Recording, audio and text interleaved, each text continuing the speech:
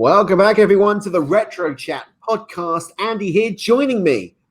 As always, it feels like it's always these days, is my guest at this time. Sat to my right, he is, of course, Dan, the man with the socks, Barnsdall. How you doing, my friend? Good, sir. Doing really good. I mean, without kind of breaking the veil too much behind the curtain, so to speak. Doing better than you are currently. I'm sat, maybe covered in a little bit of paint after doing a little bit of DIY at home. But yourself, hats off, because this podcast almost didn't happen today or tonight, because you have been doing some major house renovations, and not by choice. No, not by choice. So basically, to kind of give some background on this, my family live in a 1910, 1920s house. And this week, the whole floor decided to give way.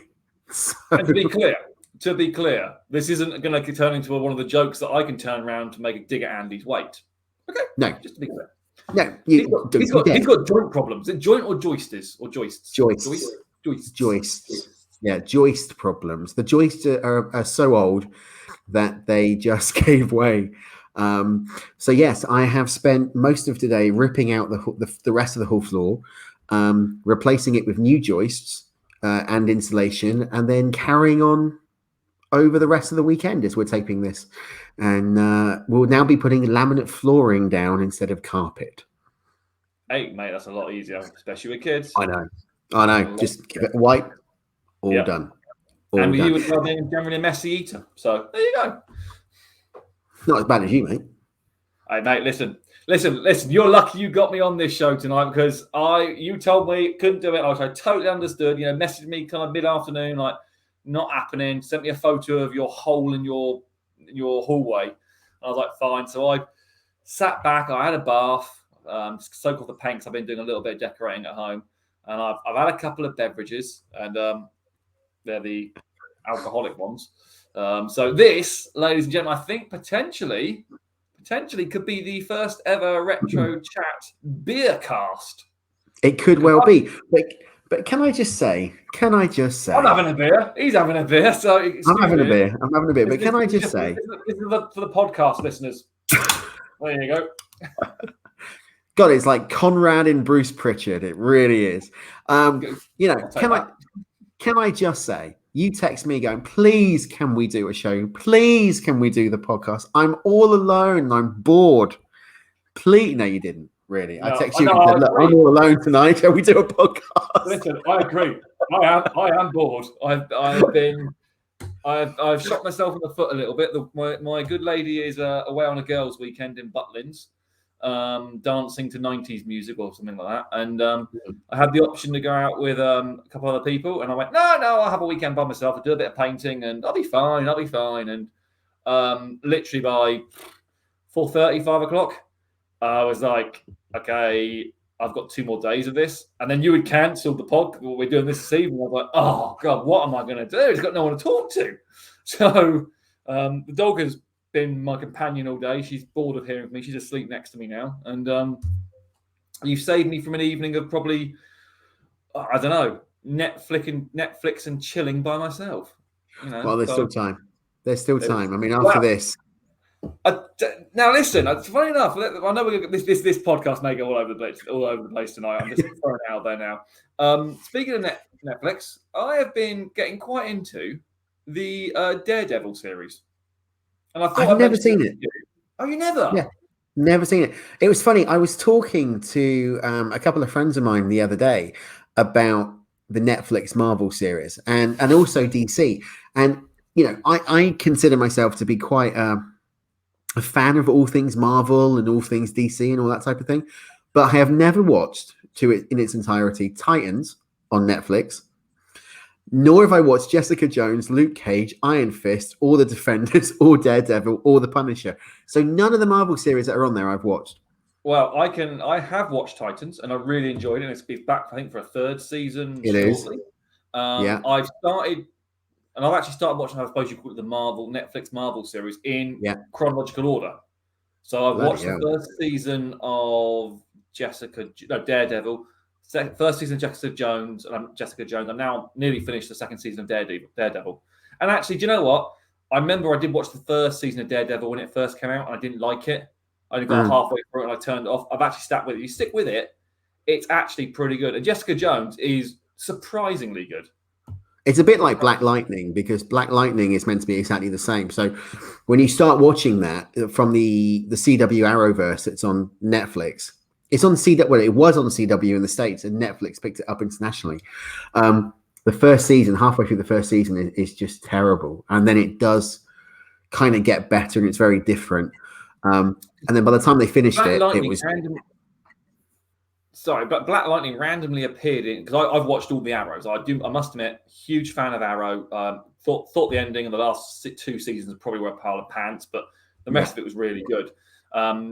Watched a lot of what's the one there on the spaceship? Oh, Legends of Tomorrow. Yeah. Got bored of that when it got silly. It got really silly with that, and I killed that. Supergirl, Flash, no, think they're crap. I've only watched bits of them. But I remember there was a crossover show, and suddenly this Black Lightning character suddenly appeared, and I was like, actually, he looks pretty cool. The actual character looks pretty clever. But I had no idea who it was. That was called Crisis. That was the 5-part crossover they did, which effectively killed Oliver Queen. And it was Crisis on Infinite Earths. And it was the biggest crossover they did at that point. And yeah, he came in, and it was the first time they actually kind of acknowledged that Black Lightning was part of the Arrowverse, because all of the other times they'd done the crossovers, they hadn't even mentioned him. No. So to bring him in was actually quite a big thing. Now, the irony of that is the fact that after they did Crisis, they then axed Black Lightning, so he never again would appear back on the Arrowverse. Okay. Ruby Jones, who played Ruby Riot, who played, or whatever her name is, Ruby Rose, I think it was, who played Batwoman or Batgirl, she quit the role. Now that I can jump in on, because I've watched the first 2 seasons of Batwoman. Why? You know what? I find it. I don't mind it too much, and what it does kind of go to these kind of cliffhangers, and then all of a sudden it wraps it up very quickly. Like they've just finished season 2, and the way they spent the whole season pretty much trying to explain what happened to the main character, Kate Kane, who was the woman whose name you just said, who left. I can't remember.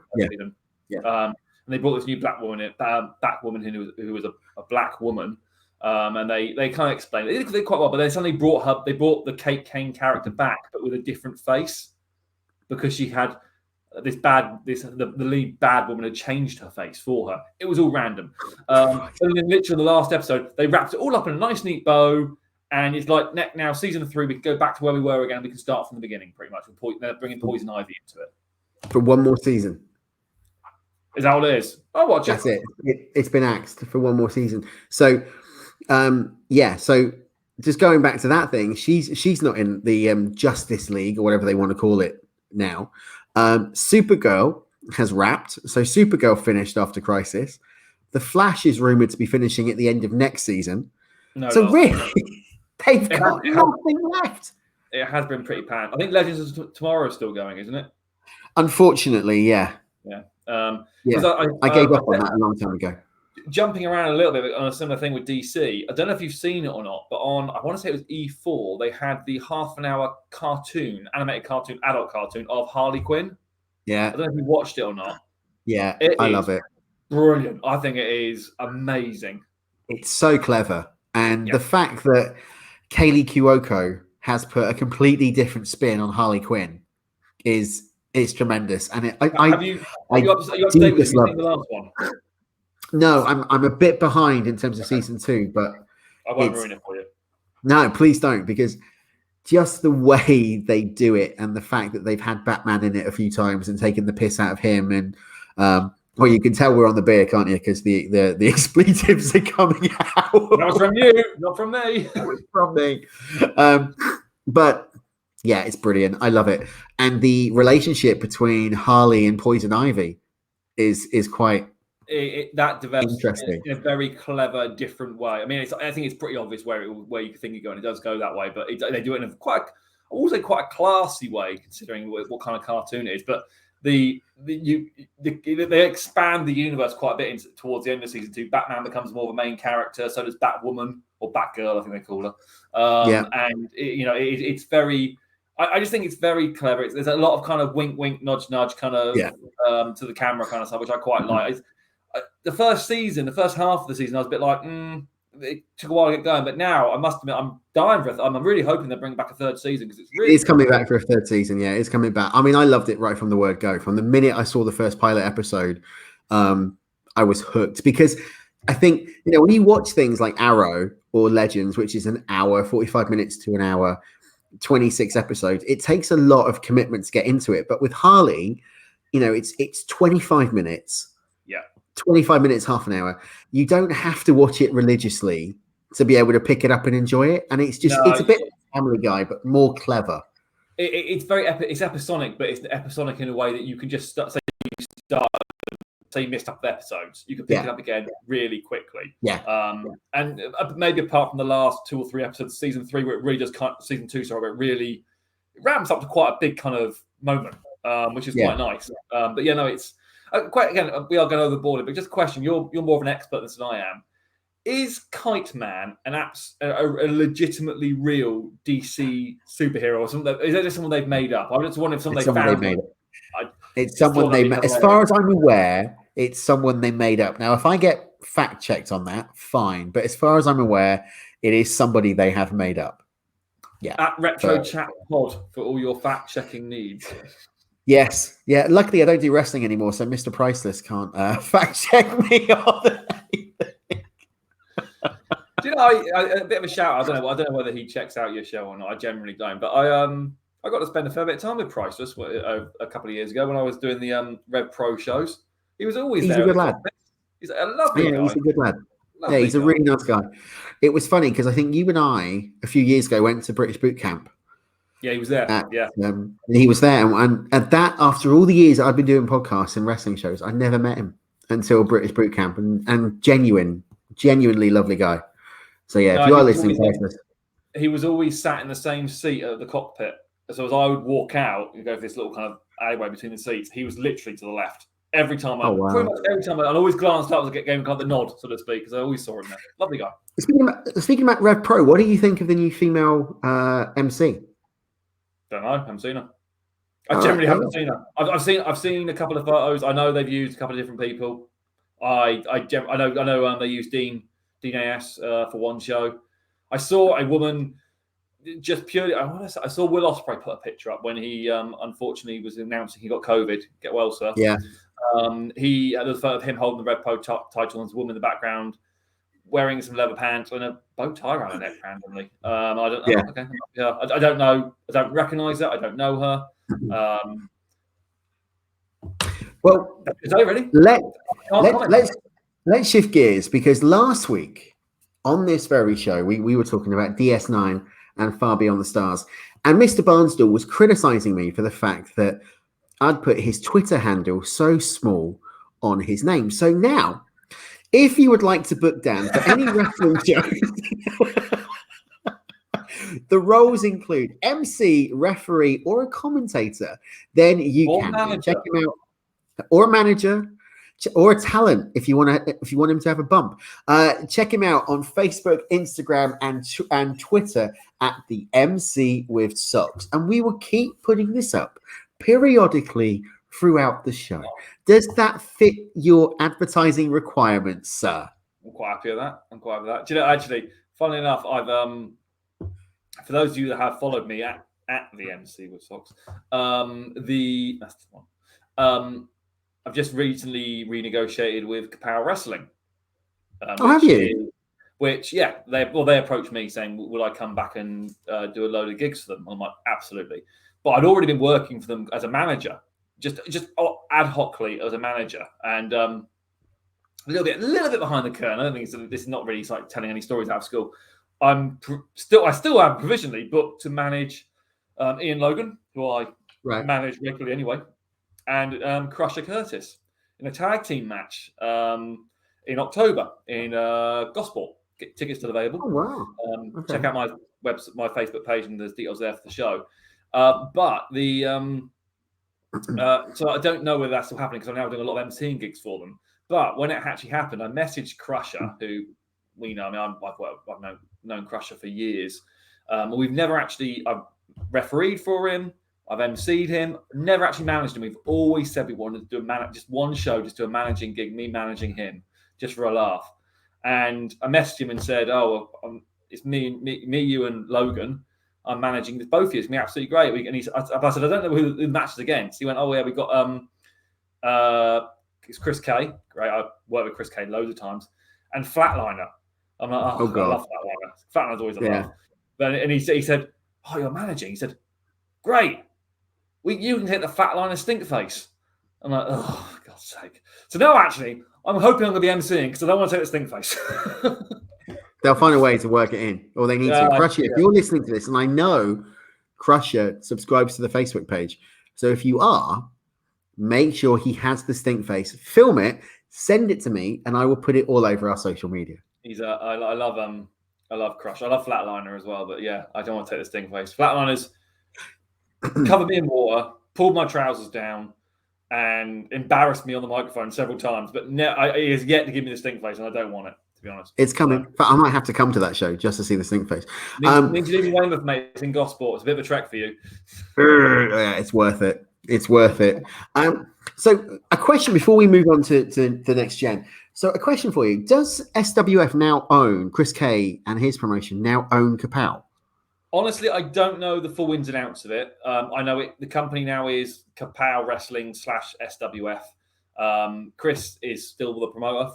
He's the gentleman who spoke to himself, but Will manages Kapow. And I think they're basically it's a working partnership. And do you know what? It works really well. Yeah. It works really well. They've got a similar kind of audience.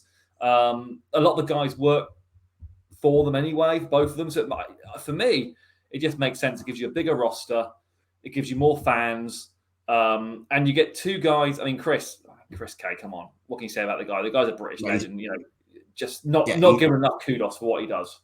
He's a veteran, isn't he? He's one of those that you're in safe hands when you're with Chris K on a Chris K show. And you and I have done a lot of stuff with Chris over the years. Chris has actually been very kind to me over the years. I've always said that. He was the first, not the first, sorry, he was the second actually, but he was the first to do it regularly. Did the TWS on the road shows. He's been very giving of me. He's actually helped me get several MC gigs. So I'm always like, whatever you need, Chris. Chris, if you're looking for a commentator for any of your shows, I am available. I'm cheap. And I'm very cheap. It's a shame. They do video their shows. They don't do commentary on them. Well, if he's I might drop him a message. But if he wants it, I'm available and I will do it for cheap.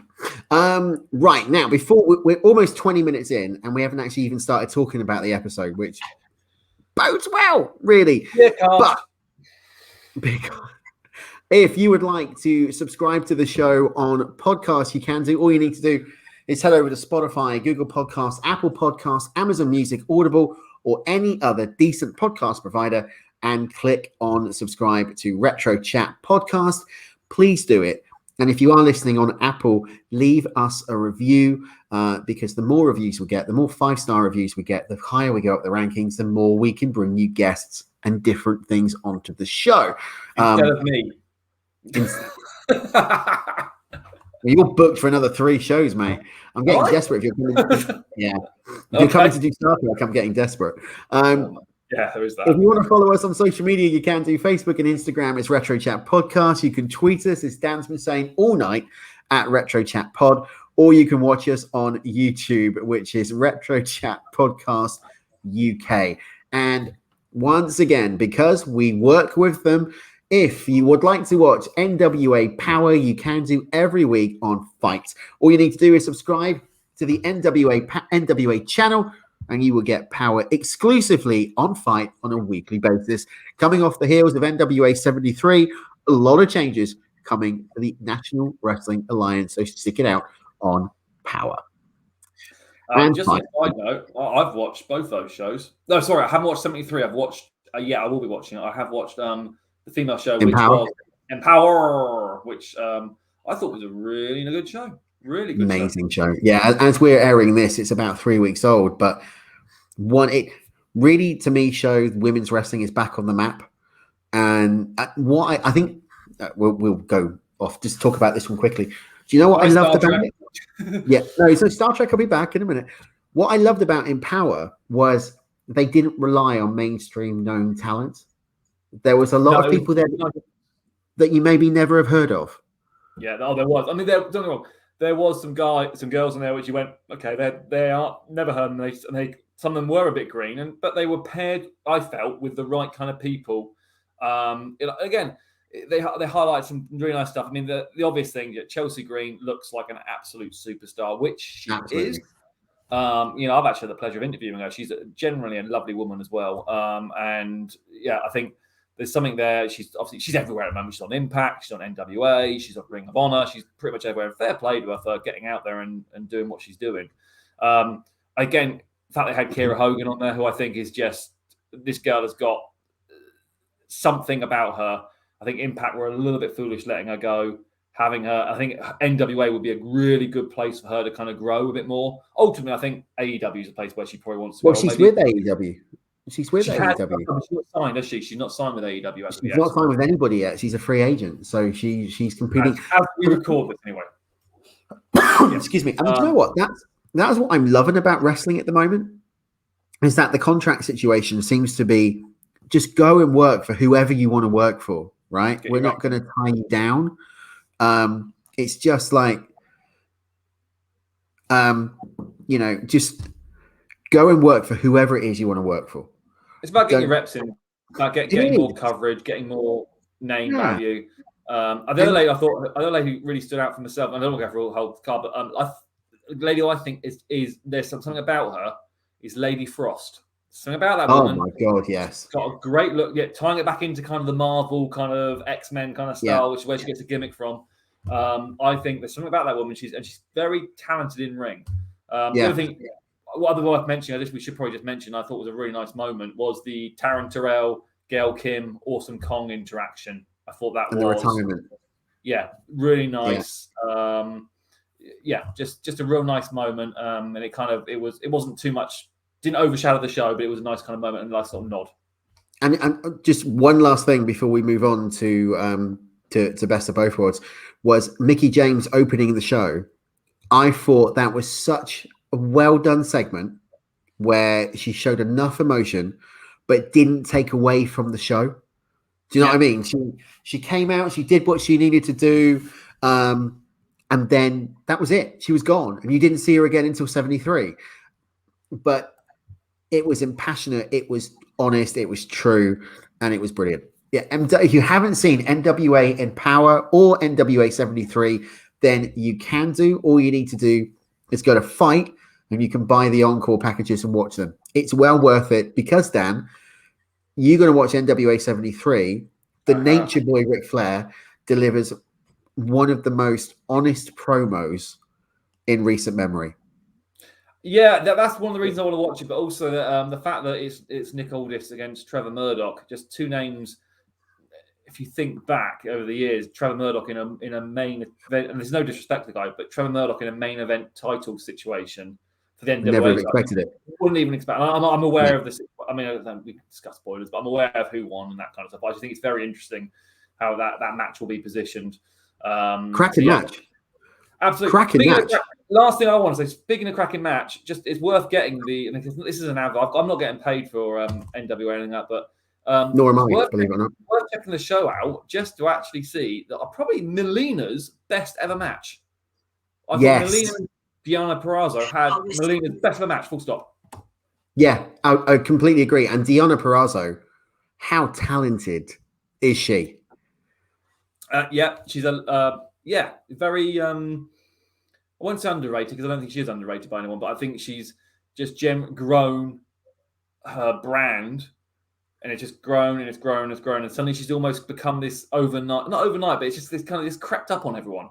She's become this female sensation. She is the pinnacle at the moment of women's wrestling. I think she's brilliant. She could easily go to WWE or AEW and be at the top of that division. And she would have some great matches with the likes of Britt Baker, Tessa Blanchard, you name it. She could pull it off.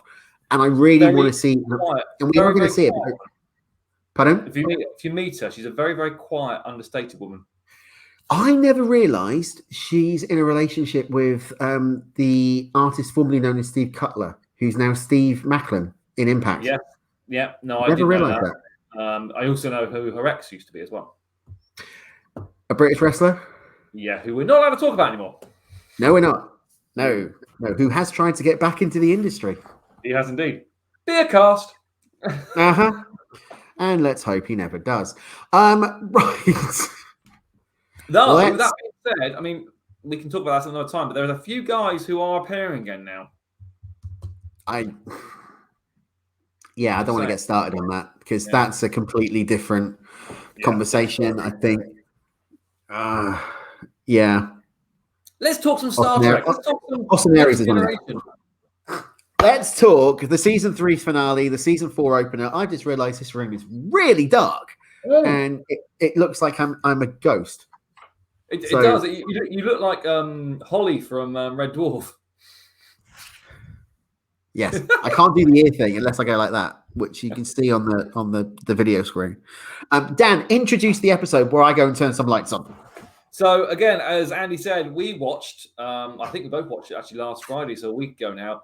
The season 3 finale and the season 4 premiere of Star Trek: The Next Generation, the best of both worlds. This has been, and I watched it myself like a movie because I watched them literally one after each other. Yeah. Sat there, widescreen telly on, surround sound, beer in hand, and oh my god, this brought back some memories. This was so bizarre to watch. I haven't watched this in years. It was great to watch. So first of all, thank you for having me on this show because actually I was a bit like when you said, "Well, you come and do the Star Trek episodes," I'm like, ugh, and I moaned a little bit about having to do the DS9 one last week. You redeemed yourself with this episode, so I was like. This and annoyingly enough, I watched the DS9 one first, and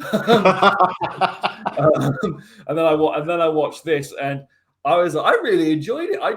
Listen, as I said last week, I'm not really a Trekkie. I've watched a lot of them. I do enjoy it in the main, but watching this was just such a take back to my youth, and not really my youth, my teens, I suppose, and just kind of, it was fun. It was funny. There are some things which don't hold up very well. I mean, the special effects do not age well in from at least in that period of Star Trek. I'm not like the DS9 ones didn't actually age well. These are even worse.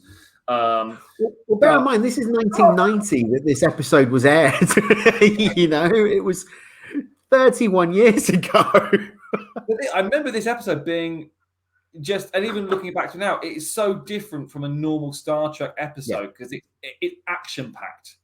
It's action packed in as much as Star Trek will get, if that makes sense. Okay, so there is a story behind how this episode came to be, and there's two different stories. Now, the first one is it was written by a guy called Michael Piller, who would eventually go on to become one of the co-creators of Deep Space Nine. So there's the tie-in. Now, at the time, Piller was working at The Next Generation and hated the job, was going to leave. And he wrote this episode with the intention of he wasn't coming back. Oh. So there was a few things in there that they suddenly went, oh, crap, how are we going to get ourselves out of them? I.e., Patrick Stewart being turned into Locutus of Borg. It was going to be, that was going to be it. So he wrote this. He booked this show in a no-win scenario for them. Then they signed him and he decided to stay, and they gave him the season 4 opener, Best of Both Worlds Part 2, and he had to work out a way of getting out of it. Yeah, and with the asterisk of work yourself out of this shit. Basically, yes. Yeah. Now, the other story was Patrick Stewart hadn't signed to return for season 4. Oh, I didn't know that. So there was also this conversation about, well, Patrick Stewart's not coming back. What are we going to do? Let's kill him off. We'll turn him into Locutus and we'll make Jonathan Frakes the star of the show. So it will become Captain William T. Riker, which is what they did. Patrick Stewart then signed to come back. Michael Piller signed to come back. And that's why they had to find a way to get Locutus back into human form.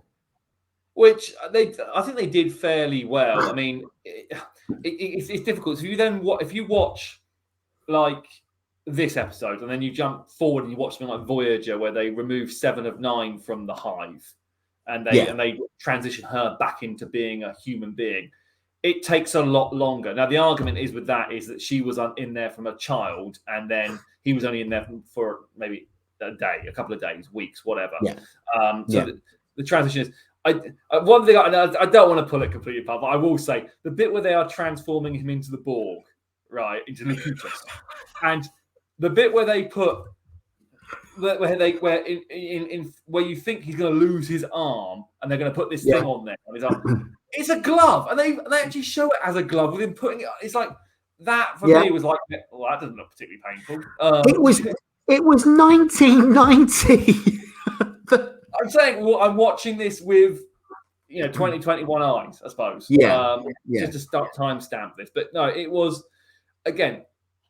I've made a couple of pages of notes. There's some random stuff. I'm just going to throw some stuff at you, all right? If that's all right. And then you just, as a more Trekkie than I am, please, maybe you can try and explain the reasons behind this, right? Okay.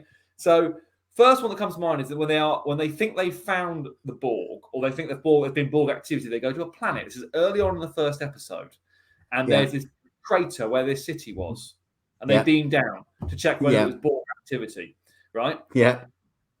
Why in this modern world, when they've got these huge, amazing starships and they can transport, they can regrow everything, limbs and that kind of stuff. You're going with this. Why could they not tell from their sensors that the city was no longer there? Why do they have to beam down to check whether the city was there or not? Because it wouldn't be good TV. There was a huge hole. There was a hole. You could surely see it with a satellite. But can I add to that? Right, Chief O'Brien beamed them down into what he said was the center of town. Yes, that was it. Yes. Yeah. But they weren't in the crater. They were on the edge. Surely it would have been more powerful for them to have beamed into the middle of the crater and suddenly seen it. Which also means that if that's the case, if the Borg didn't hit the middle of town, they just hit a little bit of the outskirts. They were bloody lucky to wipe the rest of the town out, weren't they? You know what I mean? Weren't they? And where's all the rubble? Yes. Where's all the left? Because you destroy it, but they only created a certain part of the town, right? So where's all the outskirt buildings? Or was it literally confined to that circular space? Equally, and again, we are being really picky here, but equally, right?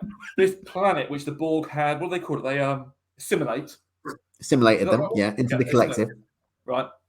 But they only assimilated this one city. Surely there are more cities on this planet. It's not just this one city, which didn't look that big in the grand scheme of things. It probably looked, I don't know, it may have been the size of, say, London. Let's be generous. Say it was London size, right? We only assimilated 900 people. So the whole planet had 900 people on it. That doesn't sound from a geosystem large enough to keep the world going. Exactly. And what about the southern hemisphere of the planet, or the eastern hemisphere of the planet? My point. Or even in Southampton to Weymouth. Yeah, what the hell is going on? But listen, you can pick it all apart, but it's just it's silly things like this. It's funny. When I watched it back in the 1990s, I didn't even think about it. I was like, oh my God, this is crazy. These group of robots or androids, whatever you want to call them, cyborgs, had destroyed this city and taken these people. This is scary stuff for Star Trek. But now you look back and you go, oh, this is really nostalgic. Then you go, hang on a minute. Yeah. Why is there a crater? You can pull this apart with anything, can't you? I mean, I've watched this 2 episodes so many times over the years. More than you, in fairness, much more than you. And every time I watch it, I find something else that is like, why would this happen, right? But it doesn't take the enjoyment away from it. So since we said we were doing Best of Both Worlds, I've watched it 3 times. Christ. I've only watched it once, I'm not going to lie, since then. But okay, another note I made, and again, I just want to get your thoughts on this. We touched on it last week, and I think where I'm going to go with this. Download Shelby and the Admiral? Shelby and the Admiral. My God, that I almost felt like at one point, and I've had a beer, so I'm gonna go out there. I almost felt at one point it was going to be the beginning of a very, very bad soft porn film with the way he was looking at her. I think they needed to get a room together. Let's put it that way. And I actually felt like he was a predator. He reminded me of a predator. Well, I'm not talking about the predator that hunted Arnold Schwarzenegger. Oh my God, or the alien. Now, here is another bit of trivia for you. So the actor who played the Admiral, which I can't remember his name, was a guy called George Murdoch. And he was also in Star Trek before. He played. I do remember him actually. Yes.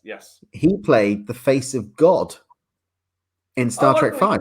I thought he played the Admiral before. Okay. No. He played the face of God in Star Trek 5: The Final Frontier, which was the weakest of all of the original series movies. So he's played God, and then he's played an admiral with a lusting over a 20-something, 30-something lieutenant commander called Shelby. So sticking with Shelby, another question for you. This is a Star Trek question, right? So I was watching it, and the uniforms are what they are, different colors, etc., etc., etc. Now the pips on the neck of the uniform, like the collars, represent their rankings. All right, isn't it? Okay. Explain to me how Shelby, Data, and Geordi have all got 3 pips, yet they all refer to Shelby as commander, and they don't say the same thing to Geordi or Data. So Geordi and Data are referring to her as commander. Yeah, because she has 3 full pips on her lapel, which means commander. Right? No. And the other 2, she doesn't. Did she have 2 full and 1 hollow? She had 2 full and 1 hollow. So do you know what? I've even written it down in my book. I've done a little drawing. Oh, they do normally say lieutenant commander. They do sometimes say commander. So they do say Commander Data, Commander LaForge. But yeah, she was okay. So Shelby. Sorry, just to be clear, in episode 1, she had the 2 and the clear one. Episode 2, she had the 3. Yeah, because the Admiral promoted Riker to captain at the end of the first episode, and he then promoted Shelby to commander. So she was his first officer, which is what she wanted. Yes. Now, my belief on this is the fact that with Patrick Stewart not re-signing for season 4, she was then going to join the cast, and she was going to be the number 1 to they were teasing a love interest as well, potentially, weren't they? You could see it. It was quite obvious. Yeah, he was quite a bully to her in some respects. He was a bit of a asshole. Considering, granted, this was filmed in the 1990s. Roughly. Yeah. And it was filmed in 1990. I keep saying this. In the main, they were quite Star Trek, The Next Generation, DS9, and Voyager were quite empowering of women in the main. Yeah. I found this to be a bit of a kind of even though they were empowering women in this storyline, Shelby had a huge part in this. Guinan has a huge part in it as well. Even Deanna has quite a powerful kind of moment with Will talking in 10 Forward, when he basically says he put his love life on hold with her so he could get his career going. Which I was like, if I was her, I'd been like, fuck you, fine. But no, they had all that, but which is quite empowering to the womankind. And then, but they also had this kind of how Shelby would almost kind of flutter her eyelids at Will every time he walked in. It was kind of like, oh, this is just embarrassing. This is just awkward. Yeah. It's very out of date, very old fashioned. Maybe it was just me making more out of it than it actually is. But I think it was a bit. They were trying to play off this whole. She thinks he's too soft and gone weak, and he's having a conflict of self-doubt. I mean, for all intents and purposes, the one thing about this show, it was a Riker episode. Yes. It really was about Will Riker. And I never really picked up on that before, because it was always about You always think about, it's the Borg, it's Patrick Stewart getting turned into Locutus, it was the Battle of Wolf 309. But actually, if you sit and watch it and you think about it, it was a Riker-centric episode. Well, all the way through. We even got the Riker maneuver, didn't we? As well, we did. Later on in the second episode. Again, just another note, mate. And again, you answer this question for me as the Trekkie that you are. The Borg, as we know from Star Trek Generations and from Voyager, have taken over thousands of planets, assimilated probably thousands of species as well. In all seriousness, right? Why do they need a voice for humankind? Do they have a voice for every other kind they assimilated? And if so, why have we not seen this? That has been a question that Star Trek fans have been trying to answer since this episode first formed. And nobody can. You think our race demands a voice? No one can answer why Michael Piller gave the Star Trek, the Borg, a voice. But then, similarly, no one can work out why the Borg suddenly had the Borg Queen introduced. No, and the only thing I would say about that is it made sense because they went on about this hive mind, and you kind of think of a hive and a beehive, and you think of a queen. Yeah. And actually, in some ways, having and again, it's about empowering women. Having this dominant woman, this queen, that controls these millions of drones, if you want a better way of putting it, or these warriors. Yeah, it's quite scary, especially as she was very attractive, and she looked evil. She was attractive but evil looking. You're like generally scared by her. There was the bit where they brought her down, and it was the robotic spine, and it was kind of wiggling and then going into the body like a snake. Yeah, it was quite disturbing. But so I got a question for you then. You've raised one about why did they need a spokesperson for the human race to speak for the Terrans, right? And I've said to you about the Borg Queen. So why, in Star Trek First Contact, did they want to bring Locutus back into the fold? I think it's like, again, I don't know. I would go far as saying it's like, well, he was ours. We want him back. Basically, they want everything, don't they? The Borg are almost like this, not like the Blob. They want to envelop everything. They want everything to become part of them. They want to be controlling of everything. They are the ultimate controller. They're the ultimate manipulator, aren't they? Because they control everything. They want to be involved in everything. Everything must follow their rules, so to speak. Resistance is futile. Your biological and technological distinctiveness will be added to our own. Speaking of resistance, right? Fight scenes, right? The Borg when they take Picard, they beam onto the bridge, right? Worf's the only one who pretty much moves to stop them. One push and this guy's down. I mean, he's like down. Riker's the same. It's like these guys might have pretty much have flicked them, and they would have fallen down like a stack of cards. Listen, I work in the wrestling business. I'm a huge fan of wrestling, as you might have gathered from this podcast. I have seen better selling from people in backyard schools than this. It looked awful. That was like almost made me chuckle. They're actors. They're not professional wrestlers. Yeah, but come on. You have stunt coordinators. The same could be said for the Borg, though, right? Because when they get phasered and when they die, they fall very ungraciously. And yes, and also I swear they shot the same Borg about 3 times and we saw him fall down. I swear I've seen that guy go down a couple of times already. Hey, hang on a minute. It's the Borg from 7 minutes in. He's back. They regenerate, clearly. Though, I know we're taking a lot of the mick at it. What I would say is, and this is going to sound a bit weird, it's almost contradictory what I have said. The aftermath scene of the Wolf 352 battle, 359. 359, sorry, was more impactful than actually seeing the battle. Yes. Does that make sense? Yeah. It was quite almost sobering. But it was actually quite nice 3 years later in the pilot of DS9 to see the battle, because by that point You were seeing it from a different perspective. You were seeing it from, someone who had lived it and lost his wife, because Cisco had lost Jennifer in on the Saratoga. And so it was really good seeing it from that perspective. But I totally agree with you. The fact that, Admiral Hansen said, join us at the Battle of Wolf 359 for the celebration party, for the victory party. And they turned up late. Yeah. And you could see the ships.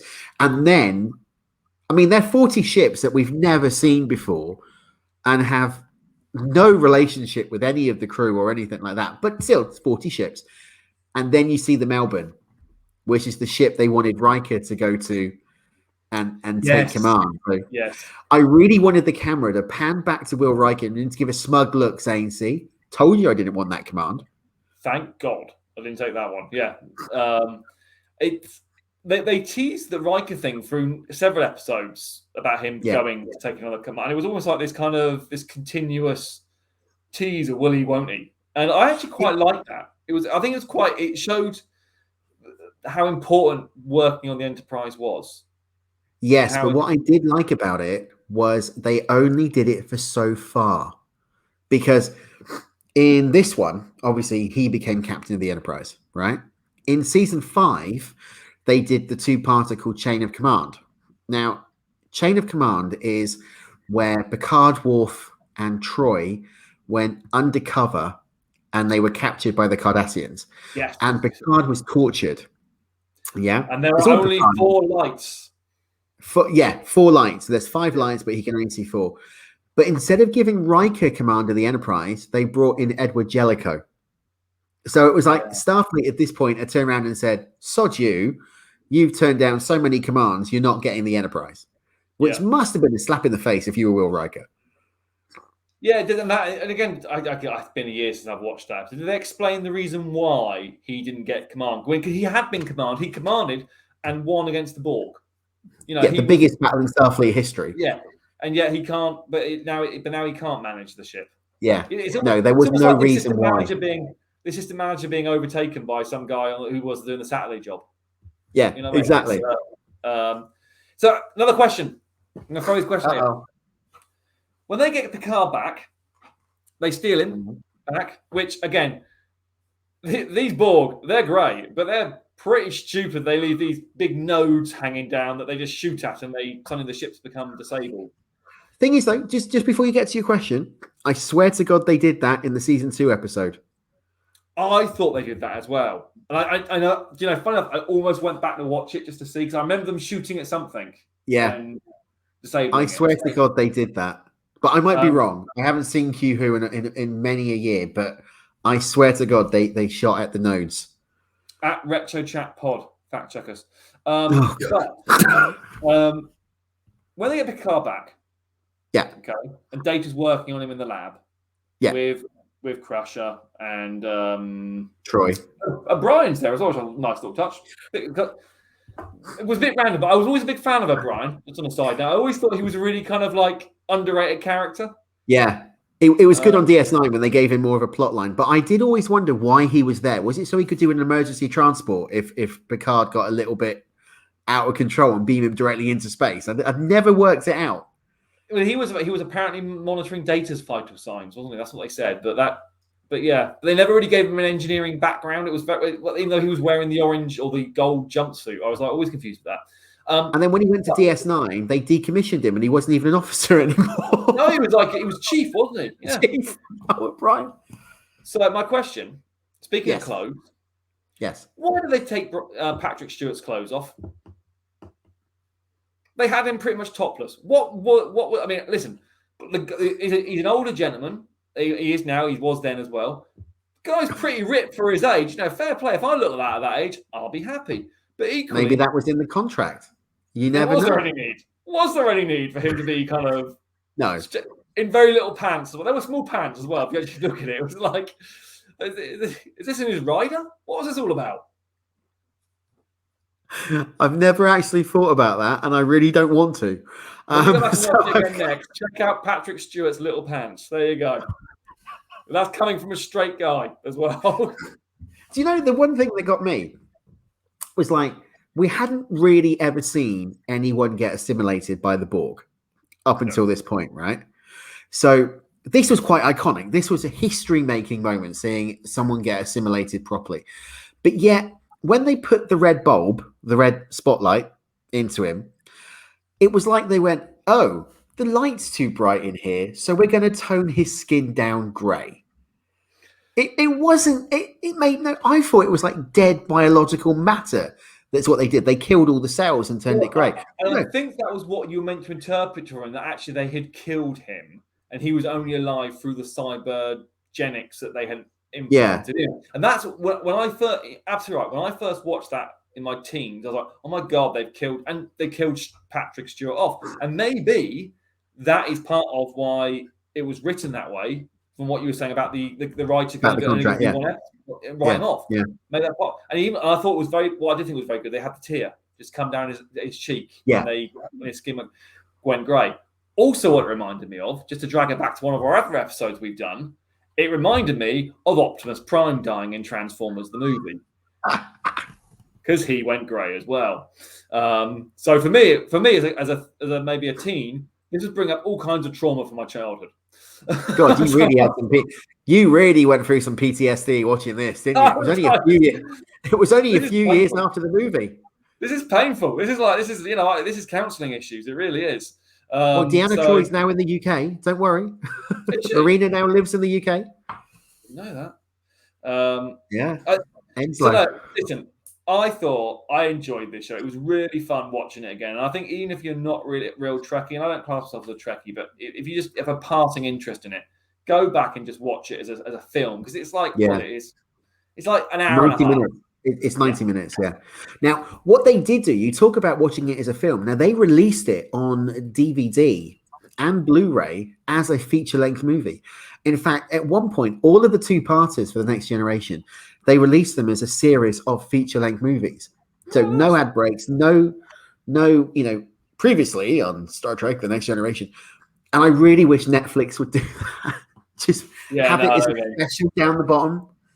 Still keep it. I know why they don't, but I really wish they would do it as a special down the bottom at the end of the 7 years, all of the two-parters as the feature-length movies without any, breaks or credits or anything like that.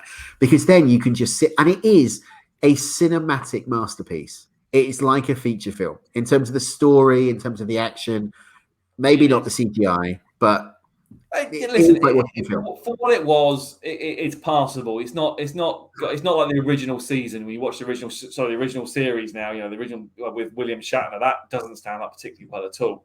If you just go in there, if you go into the mindset of it's Star Trek, it's going to be a bit of fun. It was a fun thing to watch. What was your thoughts? And again, we're going to probably getting towards the end of it now. But what was your thoughts? Speak of the end, literally, where the way they got rid of the Borg was they put them to sleep. And I'll go a bit further. And then we had the whole situation, especially in Voyager, where they were chasing them through the Borg space and that kind of side of it. And they never came back to putting the Borg to sleep again. They never did it. They didn't. They never did, and I think that's a continuity error on the part of the writers. They seem to forget that bit. It's like, unless you've got an android, you can't do it. I thought I go back to what we said at the beginning. It was, how do I get out of the shit that I've put myself into? And it was an easy way to get out. You wouldn't see it coming. We didn't. And to be fair, I think back to when I was watching it in my teens, I don't recall thinking, oh, they're just going to put them to sleep. That never even crossed my mind. It was quite almost a non-violent, because they had tried separating the saucer section from the main section. They had this space battle with firing photon torpedoes, lasers, and everything like that at the Borg cube. So you envisioned that they were going to try and do this almighty kind of battle, which would end it all.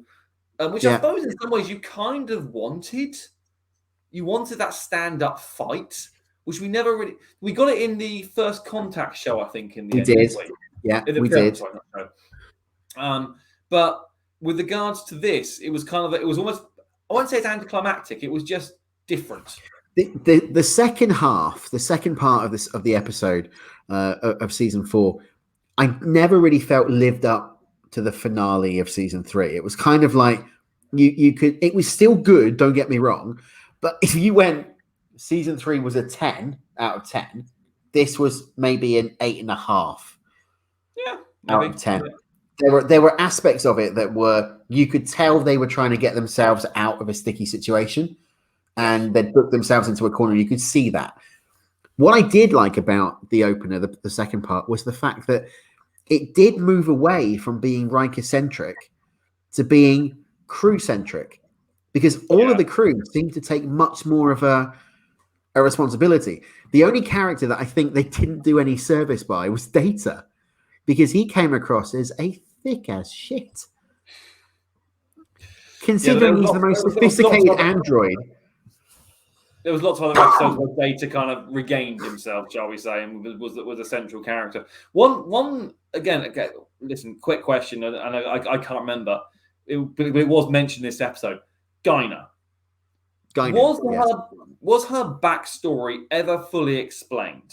I remember there was a time jumping episode with her and Picard and them being in a mine shaft somewhere or something. So but there was a 2-parter at the end of season 5, beginning of season 6, called Time's Arrow, and that was a time traveling story about Guinan.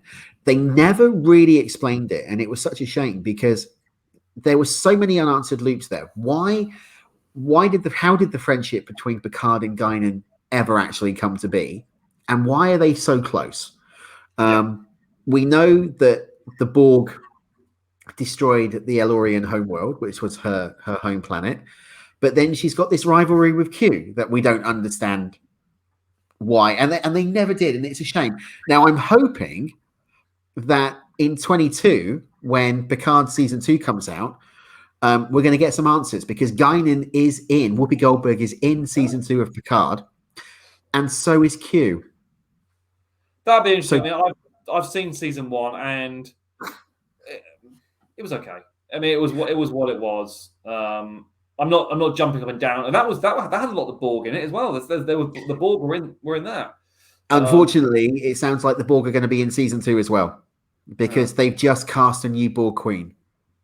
Well, I felt they kind of neutered the Borg quite a bit. In that, it was kind of quite. They're almost like background players. If anything, they reminded me of a little bit the Borg in that show. Jumping around a little bit here, they reminded me a little bit of how the zombies, not that they call them zombies, the Walking Dead, became are in the Walking Dead. In the last couple of seasons, their background. Yeah. Basically. Yeah, if you think about, I gave up on The Walking Dead after about season 5 because it just started getting a bit. It was the same, they had an argument. They chopped a zombie's head off. They moved on.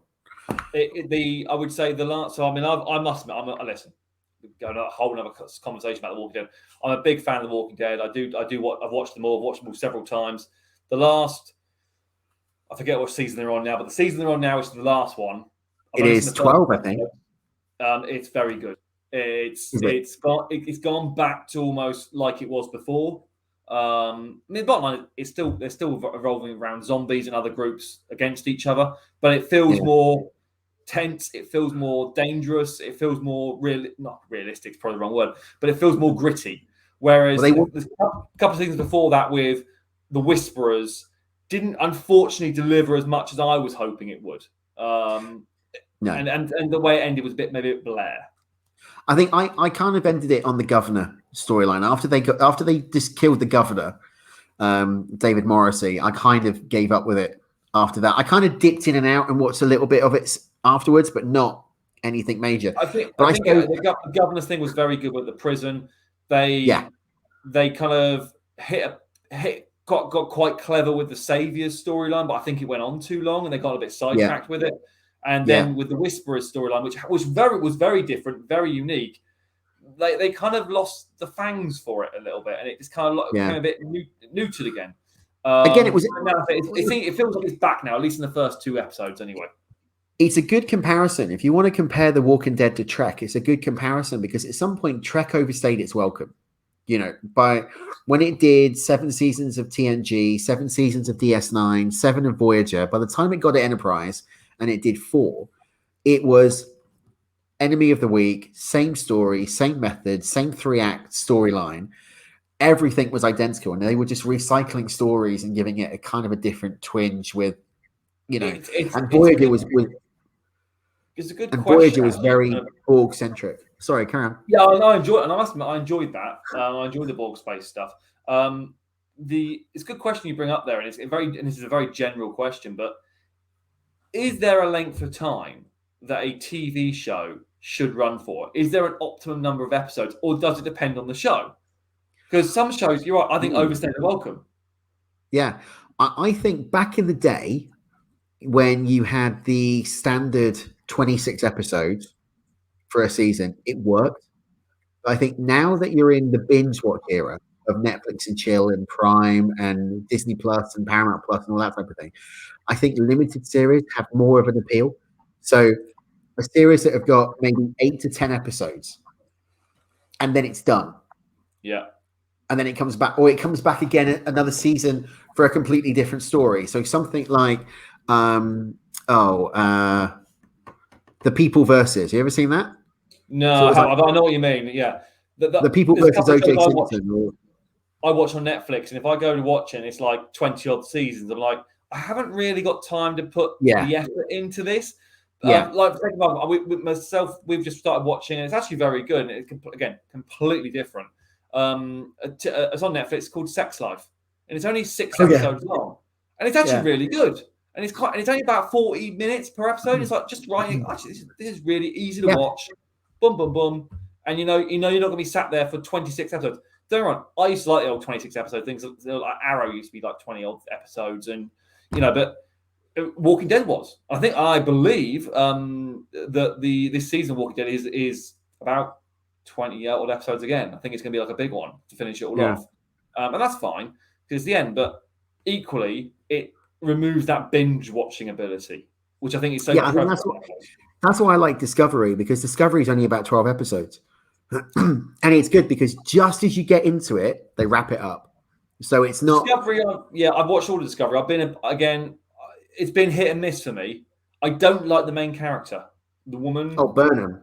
I don't find her particularly interesting, and the captain, the captain with who's very tall and got the funny head, and I think he's a very good actor. Yeah, I think he's a very good actor. I think he acts incredibly well considering the restrictions they put on him. But again, not particularly enjoying the character. Discovery, unfortunately, has not had an easy ride. When it came back, when Trek came back, everybody was like, "Oh yeah, we want Star Trek back. We want Star Trek back. We want Star Trek back." When they brought it back and they reimagined it and they changed it, everybody poo-pooed all over it. Right? The Kurtzman has destroyed Trek. He's ruined Trek. But actually, it's a completely different era, and you've got to change it. You can't go back to the same format that it was. Saying that, though, next year, I'm looking forward to Strange New Worlds. So Strange New Worlds is the Anson Mount as Captain Pike with Zachary Quinto as, not Zachary Quinto, Ethan Peck as Captain Spock on the Enterprise. And it's the adventures before Kirk, right? So we've never really seen anything of Chris Pike apart from the one episode on the original series and season 2 of Discovery. And then having the Enterprise, those adventures before we get to the Kirk era, which will be Alien of the Week and Planet of the Week and all that type of thing. Yeah. I'm really looking forward to that, because then you've got what people will say traditional Trek mixed in with Discovery, mixed in with the episodic format of Picard. So I'm all for it. And Lower Decks. Have you seen Lower Decks? No, I haven't. It's something I've been meaning to check out. But again, it's on the list of so many different things that are on Netflix currently to check out. It is Netflix, isn't it? Is Netflix? It's on Prime. It's on Amazon Prime. Check it out, mate. It's 20 minutes an episode. It's quite comedy based, isn't it? I believe. Is that right? It's imagine Harley Quinn. Yeah. It's not as adult as that, but it is not normal Star Trek, right? They take the mick out of everything. So they follow a group of lower deckers, right, who've got no command rights. excuse me, there's Easter eggs in it galore, and they just take the mick out of Star Trek. It's hilarious, and I really enjoy it. What ship is it based on? Is it based on like Enterprise or Voyager or something, or is it just? It's based. It's in the next gen era. So, okay. but what's good is the fact that the episode they did a couple of weeks ago now was "We'll Always Have Tom Paris," which was the title is a play on an episode of Next Gen called "We'll Always Have Paris," but it featured Tom Paris from Voyager, and it was Robert Duncan McNeil who came back and he voiced the character of Tom Paris. Great character. Yeah. Jonathan Frakes has been in it as well. Will Riker's been in it as Captain of the Titan. Oh, okay. Maybe we'll check it out. It's really funny. I'll add it to the list of everything else I've got to try and binge through on Netflix. Well, you've got a weekend where you're on your own. You said that earlier on. Just sit there and watch. I'm just debating now whether I go out and I'm just literally sat here as we're kind of thinking about wrapping up about whether I go out and get some food or whether I get takeout in. And I've also got like Call of Duty Warzone to binge on as well, which I need to get some time on. So I'm thinking, what do I do? Get some food in and binge on Call of Duty and Star Trek Lower Decks. Yeah, let's see. I've got Daredevil. I'm halfway through Daredevil. I've got that to watch as well. Or I've been told to watch Ted Lasso on Apple TV Plus, so I might try and watch a couple of episodes of that. Haven't heard of that. I haven't got Apple TV, to be fair. So no, I've just taken out a subscription for 7 days to see what it's like. And then there's so many different networks. I mean, it's just crazy now. So much options. I mean, we've got Sky, we've got Netflix, we've got Prime, we've got Disney. Well, it's all changing this year, though. Is it? Yeah, because later this year, Sky are bringing out. Is it? The Peacock. All right. Okay. So Peacock from the US is coming for free if you're a Sky subscriber. Which I am. So there is a question there as to whether or not the WWE network will be a part of that, because obviously it's a part of Peacock in the US. It is. And it's not great over there either, though. No, it's not. No. Next year in 2022, Paramount Plus is coming to Sky. Oh, okay. And there's rumors that all Star Trek is going to be coming off Netflix and going to Paramount because it's owned by Paramount. It's one of the things about having all these shows, having all these platforms to watch stuff is you do watch a lot more crap. You know, there is stuff that me and the wife watch together. We sat there going, what are we watching? And to be fair, we are, believe it or not, we're a bit of these kind of junkies for these reality TV stuff. Like, you give me Too Hot to Handle or X on the Beach or not Love Island, because Love Island's on too much to kind of keep up with it. It's on every day. I need something that's once a week. Or Love is Blind or Married at First Sight. We are there. We are just addicted to it. And I don't know where this has come from, but it is just crazy. And the problem with having all these platforms is there's more of this crap to watch. There really is. I will happily watch it. Do you still ever get to the point where you turn around and go, there's really nothing to watch? Because we still do that. We still sit there at some point and go, what do you fancy watching? I don't know. And then you look at Netflix and you go, there's so much choice here. I don't even know where to start. That's a little bit like tonight and tomorrow night. I've got a night by myself, and you think ideal time to maybe get a takeout and watch a film. Yeah. So every time I go to Netflix, I'm going to watch a film.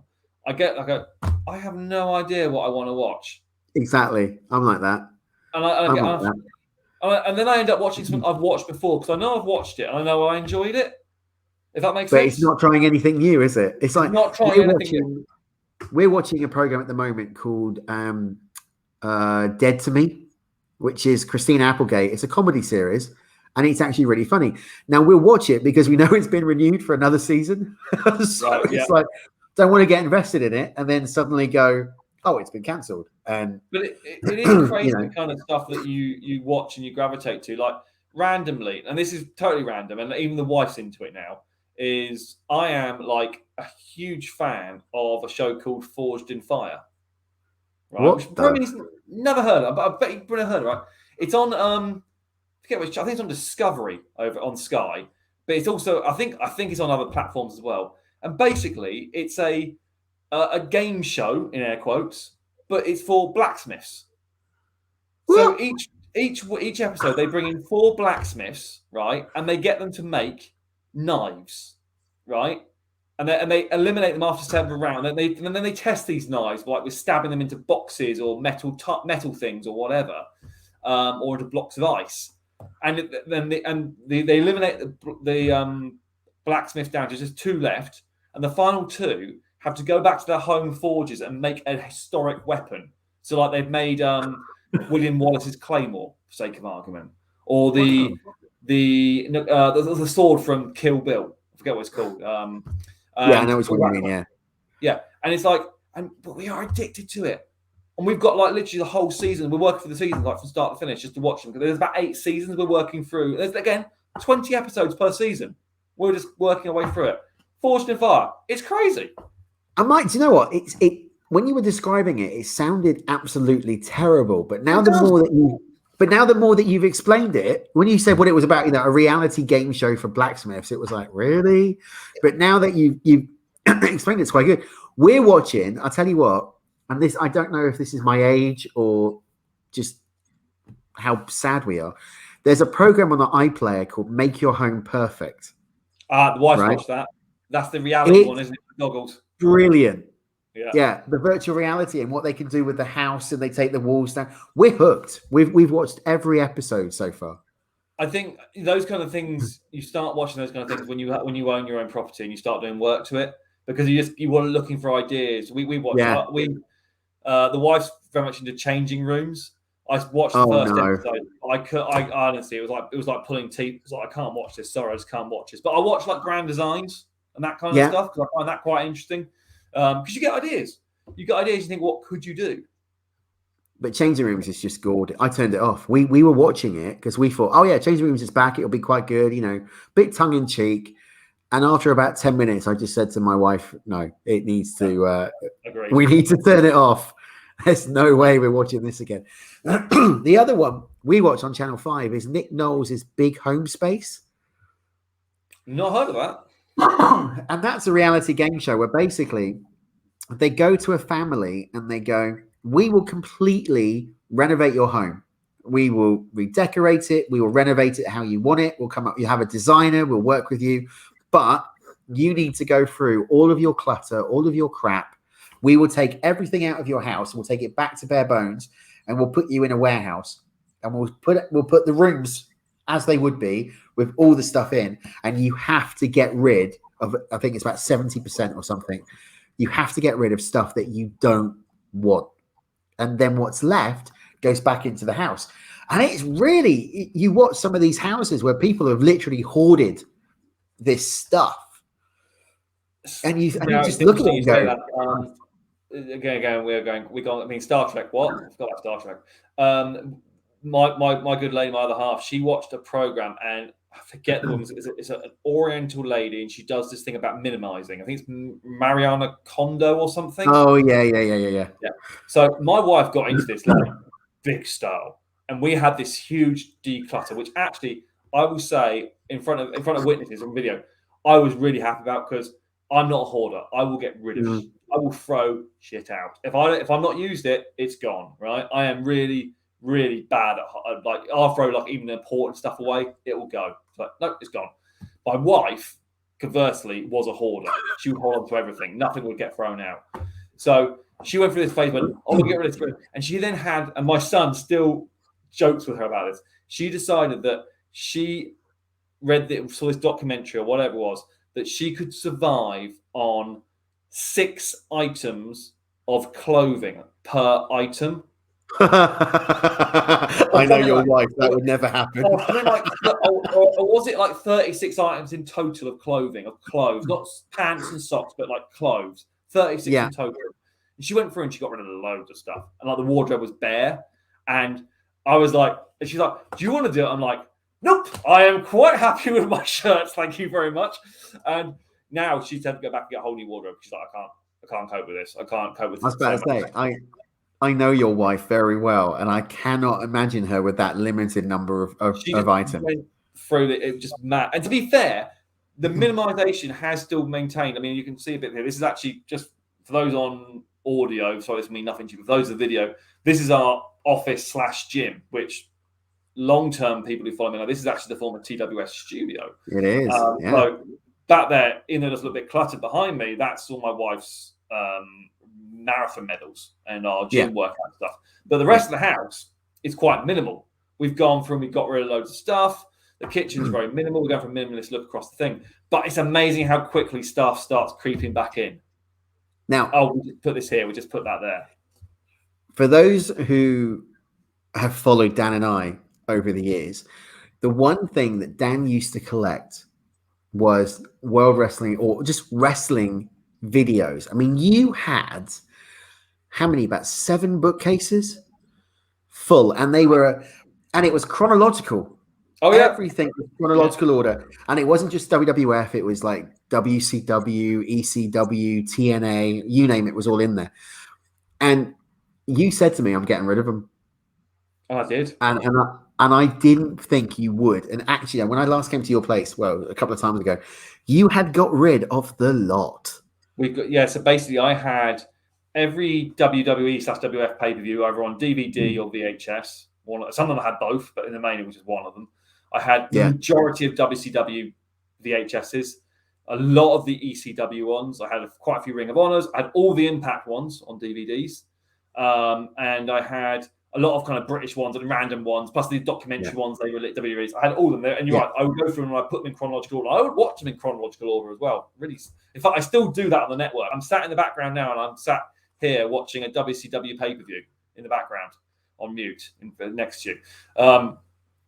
But yeah, when I forget when it was. Was it when the studio went? I think it might be when we got rid of TWS. No, it was before then. Was it before? Well, you cut it down. You started to cut it down when you got the network, when the network first came out, because you went, why would I need to keep the VHSs or DVDs when they're on the network? So I basically, if they're on the network, I got rid of them. And basically I then decided that majority of stuff's on the network, or it's on YouTube or streams or whatever, without trying to break the fourth wall down a little bit. So we were minimizing it. Now it was around the time we were minimizing everything. I was like, well, I don't need this. So I sold some. I've still got about 2 boxes in the loft of DVDs, wrestling DVDs, and as well as our kind of film DVDs as well, which we kind of kept of. Because we got it for our films. I went, well, that's on Netflix or Prime. Why do we need to keep it for? Yeah. And then equally, we kept them. We kept the ones which weren't in a plastic case under the sofa in case we ever wanted to watch them. 3 years, we have never watched any of them. We've always gone to Netflix, Prime, or Sky. So we said the other night, we said we're going to Music Magpie them because I don't think they're worth anything now anyway. But DVDs, it's crazy how especially when not even when we were kids, mate. When we were like in our early 20s, in our 20s and our 30s, how important getting DVDs and CDs was so important. Yeah, I wouldn't even think about it now.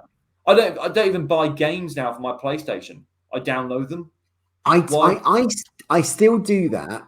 I do still get games occasionally, not very often. I don't really get that much time to play it now. But if I do go out, I'll buy a game because I can then get rid of it and sell it on. Whereas if you do it on a download, you're not going to. You don't get as much for it, obviously. But I don't even, to be honest, I rarely buy a game. I'm on this is really boring for people who came to with Star Trek, but I'm on the PlayStation Network monthly thing. So I get 2-3 games a month ananyway. Yeah. And they're varying quality. I'm on that until November, and then I come off it. But yeah, I find it's, to be honest, all I mainly play is Call of Duty or Warzone. That's all I mainly play anyway now. So have you made a decision yet? Are you going to go out for food? Going to get a takeaway and then play Call of Duty? I don't know. It's timestamp. This is 9 minutes past 9. I haven't had any dinner yet. I do need some. The dog needs a walk as well, so I'm thinking about walking down our local with the dog and taking the iPad and the book and just sitting having a meal and why not? I don't know, just chatting by myself, chatting to the dog. Well, Roxy will normally answer quite well. With it being 9 minutes, we've been running for just over an hour and 20 minutes now, so I'm going to wrap it up right now. Dan, been amazing having you on for the last 2 weeks of not so much Star Trek talk, but I hope you've enjoyed these 2 specials that we've done on DS9 and TNG. We have talked about it, but it's been more about 2 old friends reconnecting and having a good laugh about anything and everything. Now, if you would like, before we go, if you would like to get in contact with the show, you can do. All you need to do, if I can find the right button, all you need to do. Smooth. Thank you. Is go to social media, which is Facebook and Instagram at Retro Chat Podcast, tweet us at Retro Chat Pod, or visit us on YouTube at Retro Chat Podcast. Subscribe to the show on Spotify, Google, Apple, Amazon, Audible, Stitcher, TuneIn, Anchor, any other good podcast provider. Search for Retro Chat Podcast, hit that subscribe button, and if you're on Apple, leave us a review. And if you're a wrestling promoter and you find that you need an MC or a manager or a commentator or a referee, then hit him up on Facebook, Instagram, and Twitter at the MC with Socks. You are guaranteed to get a decent, very professional wrestling professional who apparently has a good taste in socks, maybe not in suits. Coordination is key. That's all I'm going to say. Coordination is key. Next time you're on the show, we will get you to explain the story as to how you became known for your socks. But that's a hook. Do you know what? That's fine. I'm happy to do that if you can remind me how it happened, because I can't actually remember. I don't know. I don't think I was working for the company at the time when that happened. I don't know how it happened. I know roughly, but yeah, well, I'm happy to share that. Oh, am I coming back? Am I coming back again? Am I? Jesus. You're coming back. Yeah. Okay. You're coming back next month. Okay. Lucky you people. Lucky listeners. I know. Right. And on that note, thank you for joining us for this bumper edition of the Retro Chat Podcast, where we have talked a little bit about Star Trek. We've talked about The Walking Dead. We've talked about TV in general, and we've talked about reality TV. You don't know what you're going to get when Dan and I are on a show. Until next time, stay tuned, keep listening. We will see you very soon. Until then, take care. Bye-bye.